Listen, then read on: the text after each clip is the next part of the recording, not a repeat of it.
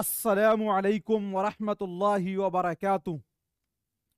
दोस्तों, मैं निशात अहमद आप तमाम साथियों का बहुत बहुत इस्तकबाल करता हूं, खैर मकदम करता हूं, वेलकम करता हूं आपके अपने ही यूट्यूब चैनल जीएस ऑनलाइन पर।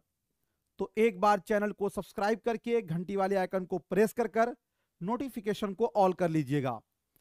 आज से आप लोगों का यानी जो सीटेट वाले 2024 में एग्जाम देने वाले हैं उनके लिए साथियों, वो आपको उर्दू हिंदी पेडागोजी बहुत जरूरी है। तो इसमें हम आज आपको डिक्शनरी पढ़ाएंगे। ये रटने वाला चैप्टर है, इसको रट जाइएगा। इससे फायदा क्या होगा कि अगला जो चैप्टर हम पढ़ाएंगे उसमें आपको चीजें आसान हो जाएंगी और उसके बाद साथियों और भी आसान हो जाएगा। चूंकि देखिए होता क्या है कि सीटेट में, जो मैं खुल्लम खुल्ला आपको बताऊं, अगर आपको एक लैंग्वेज पर कमांड हो गया और लफ्जों के हेर फेर को आप समझ गए, दूसरा लैंग्वेज पर भी कमांड हो जाएगा, तीसरा पर भी। क्योंकि जो सीटेट का एग्जाम होता है ना, वो सिर्फ ट्रांसलेट होता है। समझ रहे हैं मेरी बात? यानी अगर हिंदी का पेडागोजी आप समझ गए तो उर्दू का पेडागोजी, और सबसे टफ उर्दू का पेडागोजी होता है, लेकिन हमसे पढ़ने के बाद सबसे आसान उर्दू लगेगा। तो उर्दू का पेडागोजी पर आपको कमांड हो गया तो आप बिल्कुल हिंदी का पेडागोजी भी समझने लगिएगा। बस आपको लफ्जों का माना पता हो कि ये लफ्ज का माना क्या होता है उर्दू में, इसका हिंदी में माना क्या होता है। तो आज जो पहला क्लास हम आपको दे रहे हैं, इसमें साथियों हम सिर्फ आपको दे रहे हैं किसके लिए? याद करने के लिए। इन सब चीजों को आप याद कर लीजिएगा। क्या कीजिएगा? इसको याद कर लीजिएगा मेरे दोस्त, ठीक है ना। बाकी आप नहीं पढ़िएगा तो मेरा क्या कीजिएगा, बाद में तो आपको फिर जो भुगतना है वो ये करना ही है। चलिए ध्यान दीजिए, एक एक करके हम एक एक वर्ड बोलेंगे आपको साथियों, बस उसको सिर्फ अभी उच्चारण करते जाना। पहला लफ्ज है साथियों आमोजिश। आमोजिश साथियों इसको बोलते हैं हिंदी में अधिगम। अधिगम का माना आमोजिश। और दूसरा लफ्ज है साथियों अर्जन, और अर्जन का माना होता है इक्तिसाब या तहसील। ये दोनों लफ्ज को आप समझ लीजिए। जैसे देखिए अभी आप यहां पर आए हैं तो हमसे सीखने के लिए आए हैं। ये आप क्या कर रहे हैं? आमोजिश कर रहे हैं। ये हमसे आप क्या कर रहे हैं? अधिगम कर रहे हैं। लेकिन आप अपने घर की जो लैंग्वेज है, जहां पैदा हुए, जो मदर टंग है आपका, वो आप किसी उस्ताद से सीखे हैं? नहीं ना सीखे हैं। बगैर मेहनत के आपको आ गया है ना, वो होते हैं अर्जन। यानी जो चीज बगैर मेहनत के आ जाए वो अर्जन। तो मदर टंग यानी मातृभाषा जो होती है, जो साथियों वो क्या होती है? वो आमोजिश नहीं की जाती है, बल्कि उसका इक्तिसाब होता है। वो ऐसे ही माहौल में मिल जाता है। लेकिन साथियों जो दूसरी लैंग्वेज होती है, जैसे हिंदी हो, इंग्लिश हो, अरबी हो, फारसी हो, जो अदरवाइज दूसरी लैंग्वेज जो सीखिएगा, उसके लिए आपको मेहनत करने की जरूरत पड़ेगी। उसमें बीच में किसी एक उस्ताद की जरूरत पड़ेगी।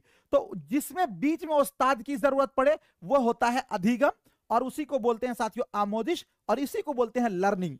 और ये जो अर्जन है ये बगैर किसी उस्ताद के घरेलू माहौल में मिल जाता है। इसको बोलते हैं इक्तिसाब या फिर तहसील बोलते हैं। ये लफ्ज आपको बहुत आएगा, एक पूरा मुकम्मल चैप्टर है इसमें। उसके बाद साथियों आपका जो है जे एक लफ्ज है, ध्यान दीजिएगा साथियों, संज्ञानात्मक विकास। संज्ञानात्मक विकास इसको बोलते हैं उर्दू में इदराकी या वकूफी। हर एक पर अलग अलग चैप्टर है, मैं बाद में इसको डिटेल में सबको करूंगा साथियों। संज्ञानात्मक विकास, संज्ञानात्मक का मतलब क्या हुआ साथियों? इदराकी या वकूफी। अगर यहां पर विकास लिखा रहता तो इसका मतलब होता साथियों क्या? तो फिर यहां पर हो जाता फरोग। क्या हो जाता? फरोग। लेकिन विकास नहीं है तो इसलिए फरोग नहीं लिखा हुआ। संप्रेषण, संप्रेषण इसका माना होता है तरसील। साथियों इसी को बोलते हैं कम्युनिकेशन। जैसे देखिए अभी हम आपसे बात कर रहे हैं, हम आपसे बात कर रहे हैं, तो जैसे आप मेरे इशारा को, मेरे ख्यालात को, मेरे जज्बात को कैसे समझ रहे हैं? तो आप और मैं दोनों के दरमियान में एक चीज है। क्या चीज है? भाषा। तो भाषा क्या है? एक तरह का संप्रेषण है, यानी एक तरह का माध्यम है, एक तरह का ये क्या है? कम्युनिकेशन है। किस चीज का? अपने ख्यालात, अपने जज्बात को आप तक पहुंचाने का, और आपके इंप्रेशन को, आपके ख्यालात को, आपके जज्बात को समझने का। तो इसी को बोलते हैं साथियों संप्रेषण या फिर तरसील। उसके बाद आपका साथियों एक लफ्ज आएगा अंदाजे नजर। अंदाजे नजर का माना हो जाएगा उपागम। ये लफ्ज आएगा, याद रखिएगा। इंद्रियां, इंद्रिया का मतलब होता है हवासे खमसा। देखिए इंसान 5 चीजों से साथियों क्या होता है? चीजों को महसूस करता है।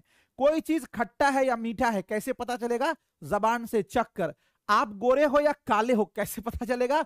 आंख से देखकर, है ना जी। कोई चीज बदन से गुजरी या नहीं कैसे साथियों? तो कान से सुनकर। ये चीज नरम है या गर्म है, कैसे, तो छू कर और साथियों फिर चख कर। 5 चीजों से इंसान जो है क्या करता है, चीजों को साथियों महसूस करता है। उसी को उर्दू में बोलते हैं हवासे खमसा और इसी को बोलते हैं इंद्रियां।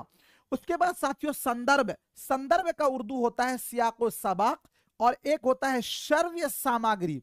श्रव्य सामग्री का मतलब होता है सिमाई जराए। जैसे मान लीजिए कि आप साथियों रेडियो सुनते थे, तो रेडियो से केवल सुनते थे ना, कोई सोचेगा कि देखेंगे टीवी की तरह तो देख पाएगा नहीं, तो रेडियो एक तरह का साथियों क्या हो गया, श्रव्य सामग्री हो गया।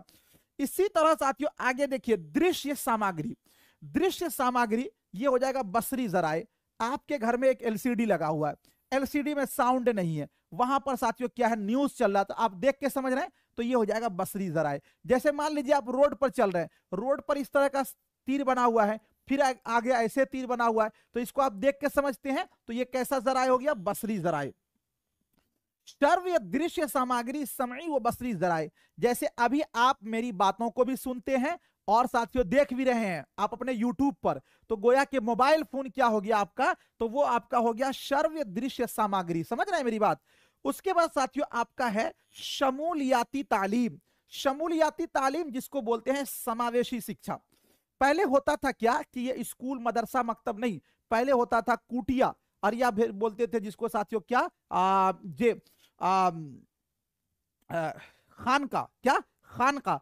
तो होता था क्या कि पहले साथियों लड़कियों को अलग पढ़ाई होती थी और लड़के की पढ़ाई अलग होती थी। लेकिन जब से आपका ये न्यू एजुकेशन पॉलिसी आया जी, तो इसमें फिर क्या है कि नहीं, लड़का लड़के सबको एक साथ पढ़ाना है। जैसे मान लीजिए कि अगर किसी स्कूल में आप पढ़ाने जाइएगा, अगर लड़की को अलग कर दीजिएगा, लड़का को अलग कर दीजिएगा, तो फिर वो आप क्या है जे कौमी दरसियात का खाका यानी एनसीएफ के खिलाफ जा रहे हैं, आप पर कानूनी कार्रवाई भी होगी। तो साथियों ध्यान दीजिएगा, समावेशी शिक्षा का मतलब होता है समावेश, सम जोड़ आवेश से बना है समावेश, और शिक्षा का मतलब ये सबको समान अधिकार देना, सबको समान समझना, है ना। तो वो हो गया समावेशी शिक्षा, और इसी को बोलते हैं शमूलियाती तालीम यानी मिलीजुली तालीम। उसके बाद है सतत एवं व्यापक। सतत एवं व्यापक, सतत एक अलग लफ्ज है साथियों और व्यापक का एक अलग लफ्ज है। सतत का मतलब होता है कंटिन्यू, है ना।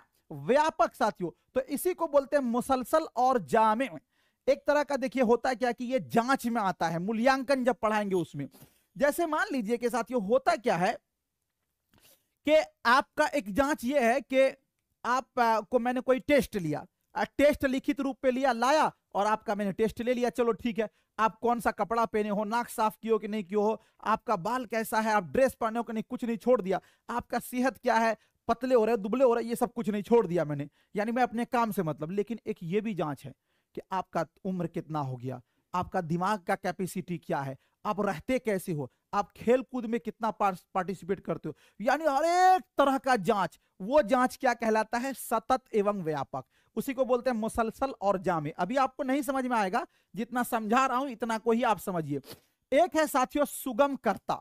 सुगम कर्ता का मतलब यह हुआ कि मुआविन आमोजिश। मुआविन आमोजिश का मतलब यह हुआ वह चीज जिसके जरिया आपको सीखने में मदद मिले, वह चीज जिसके जरिया आपको सीखने में क्या हो, मदद मिले, उसी को बोलते हैं मुआविन आमोजिश। उसके बाद है साथियों परिकल्पना। परिकल्पना का उर्दू होता है मफरूजात। पता है यह लफ्ज जब आपको आएगा ना, तो एग्जाम हॉल में अगर आप नहीं पढ़े हुएगा ना, तो दिमाग आपका चकराएगा और जानते हुए भी आप गलत कर दीजिएगा, ठीक है ना। तो परिकल्पना का साथियों उर्दू होता है मफरूजात। इसको रट जाना है सबको। मदरसे वाले आपके लिए बहुत अच्छी अपॉर्चुनिटी है, इतने अच्छे अच्छे टीचर साथियों आपको पढ़ा रहे हैं, आप अपने जलवे को दिखाइए, और जो आपके अंदर अल्लाह ने सलाहियत दी है चीजों को रटने की, याद करने की, मेहनत की, उसको दिखाइए और फ्री में नौकरी पाइए जी। उपचारात्मक शिक्षण। उपचारात्मक शिक्षण का मतलब यह होता है साथियों मुआलिजाती इस्लाही तदरीस, है ना। देखिए असल में देखिए इस्लाही तदरीस का मतलब होता है निदानात्मक, इसका असल में होता है निदानात्मक शिक्षण, निदानात्मक शिक्षण। और साथियों ये जो है ना उपचारात्मक, इसका होता है मुआलिजाती। अब देखिए ये क्या होता है, जैसे मान लीजिए कि मैं एक टेस्ट लगाया, हमारे यहाँ 200 बच्चे पढ़ रहे हैं, उस टेस्ट में हमने ये देखा कि अधिकतर बच्चे जो है वो गलती कर रहे हैं, और मैंने ये देखा कि कुछ बच्चे बिल्कुल भी गलती नहीं किया। तो हम ये कोशिश करने की मतलब ये कोशिश करने लगे कि ये सारे बच्चे जो है क्यों गलती कर रहे हैं। तो पता ये चला कि उन लोगों को थ्योरी नहीं पढ़ाया गया। तो मैंने क्या क्या किया, अपने पैटर्न को चेंज किया और पहले उन लोगों को थ्योरी पढ़ाया। अब जब थ्योरी पढ़ाने के बाद उनका टेस्ट लगाया तो पता चला कि वो सारे बच्चे जो गलती कर रहे थे अब उनका सुधार हो गया। तो देखिए, यानी चीजों का पता लगाना और उसको दूर करना, चीजों का पता लगाना और उसको दूर करने की कोशिश करना, वही होता है साथियों उपचारात्मक शिक्षण, और उसी को बोलते हैं मुआलिजाती इस्लाही तदरीस। उसके बाद एक लफ्ज आएगा साथियों मूल्यांकन। मूल्यांकन का मतलब होता है अंदाजा कद्र, और इसको अपने भाषा में आप जान लीजिए साथियों कि जी क्या, जांच। अरे स्कूल वाला पीछे है, सबसे ज्यादा रिजल्ट तो लड़की का हो रहा है, लड़का तो शूटिंग बूटिंग में है, लड़की का रिजल्ट सबसे ज्यादा हो रहा है, वो सबसे ज्यादा पढ़ रही है जी। उसके बाद साथियों आपका है तश्कीली अंदाजा कद्र, इसको बोलते हैं रचनात्मक मूल्यांकन। मेरे दोस्त देखिए, हम इस पर चर्चा करेंगे ना तो 2 घंटा इसी पर चर्चा हो जाएगा, लेकिन मैं इसको चाह रहा हूं कि आपको याद करके आना। तश्कीली अंदाजा कद्र, इसको बोलते हैं रचनात्मक मूल्यांकन। ये क्या होता है, जब जांच करते हैं ना तो 3 तरीके का जांच होता है। जैसे देखिए, हम आपको पढ़ा रहे हैं, तो अब पढ़ाते पढ़ाते होता क्या है कि पढ़ाते पढ़ाते बीच में ही कुछ पूछ लिया आपसे। जैसे मान लीजिए आपसे पूछा कि अच्छा आप लोग समझ गए हो, बताओ अर्जन किसको बोलते हैं, आमोदिश किसको बोलते हैं। तो ये दरमियाने सबक ही पूछा। अच्छा ऐसा क्यों पूछा गया, ताकि जो चीजें समझाई जा रही है उसमें और परिपक्वता आए, उसमें और क्या आए साथियों, ठोस चीजों को लोग समझ पाए। नहीं तो ये जो दरमियाने क्लास ही साथियों, अगर आपसे सबक सवाल किया जाए, जांच किया जाए, तो उसको बोलते हैं तश्कीली अंदाजा कद्र, और उसी को बोलते हैं रचनात्मक मूल्यांकन। ये कब होता है, दरमियाने क्लास ही होता है। सबको डिटेल में पढ़ाऊंगा। एक होता है साथियों योगात्मक मूल्यांकन। योग का मतलब वो योग नहीं, योग का मतलब होता है साथियों एडिशन, यानी इसी को बोलते हैं तकमीली अंदाजा कद्र। मान लीजिए आपका एक यूनिट खत्म हो गया, उसके बाद हमने टेस्ट लगा दिया, या साथियों मान लीजिए कि 1 सप्ताह के बाद आपका टेस्ट, साप्ताहिक टेस्ट, तो वो आपका कहलाता है तकमीली अंदाजा कद्र, उसी को बोलते हैं योगात्मक मूल्यांकन। समझ रहे हैं।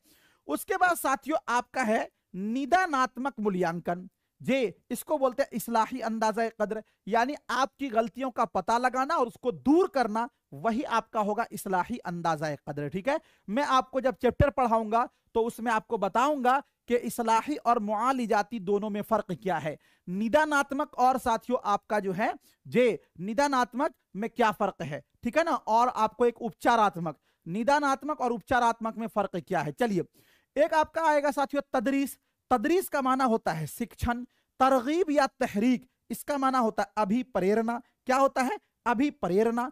उसके बाद साथियों देखिए, ग्रामर पढ़ाने के 2 तरीके राइज हैं। ग्रामर पढ़ाने के 2 तरीके राइज हैं। एक तरीका यह है, कदीम जमाने में हम लोग पढ़ते थे, जब स्कूल में मकतब में जाते थे तो हमारे वालिद साहब या आपके वालिद साहब, किसी के वालिद साहब लेके जाते थे और कहते थे मास्टर जी बहुत मतलब ये बदमाश है, घर में बहुत बदमाशी करता है, सिर्फ हड्डी छोड़ दीजिएगा, पूरे गोश्त को उतार दीजिएगा। याद है आपको, तो याद होगा, हमको भी याद है साथियों। मास्टर साहब बड़ी बड़ी छड़ी रखते थे, खूब पीटते थे, है ना।